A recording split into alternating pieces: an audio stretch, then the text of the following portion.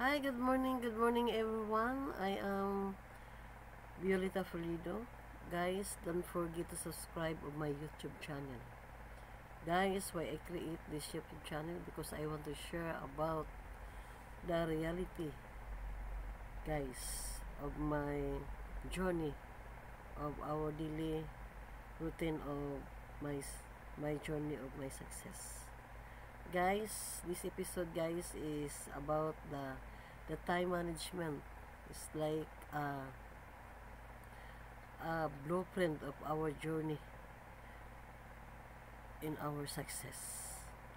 Guys, 3 hours or 4 hours wa jud ko nakatulog, guys, tungod kay naay butang nga dili nakapahasol sa kunahon akong dili na ako ni lihukon.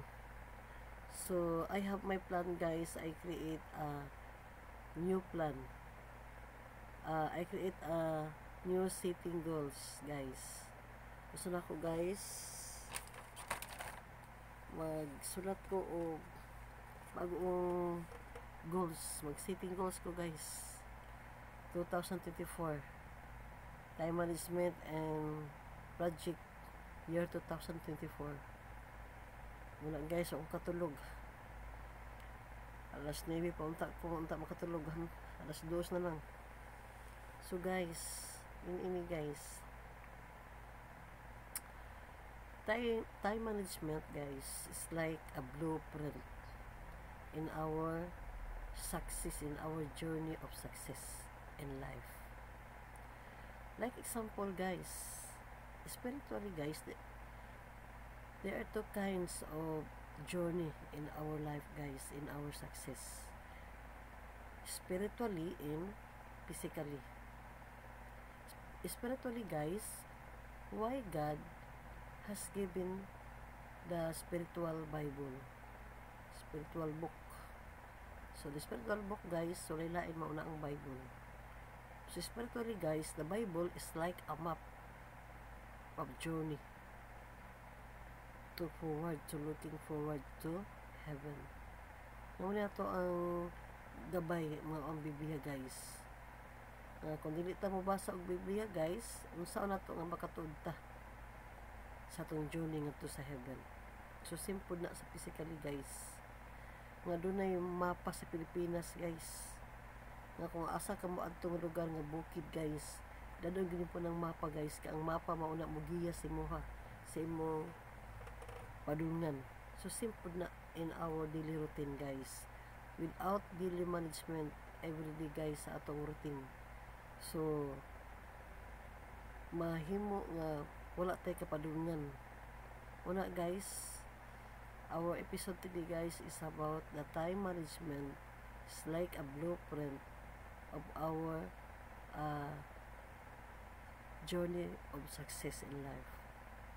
So mao na, guys, nga importante kayo, guys, nga magbuhat kita og setting goals good for 1 year in 2024.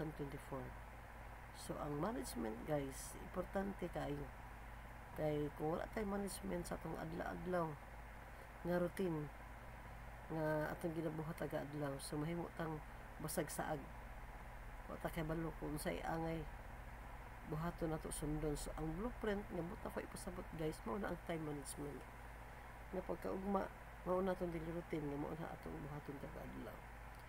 Muna, guys, ay setting the goal, guys, of my time. Ako isulaton karon, guys, through taking action. Kaya para makahibalo ta, guys, kung saan na ang ato ang resulta sa atong taking action good for 1 year sa ato ang journey nining tuig sa 2024, guys. Una, guys, natin na kanilaing plano nga ma-accomplish o ma-achieve nining tuig 2024.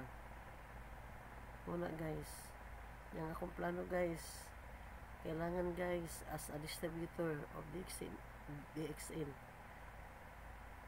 gusto na ko, guys, na ako'y personal office of DXN, exclusive my downline. I create guys a group chat sa mga downline ako sa LinkedIn guys, because guys, someday guys, I want to be a ambassador. I want to be a good speaker of the DXN. Muna guys.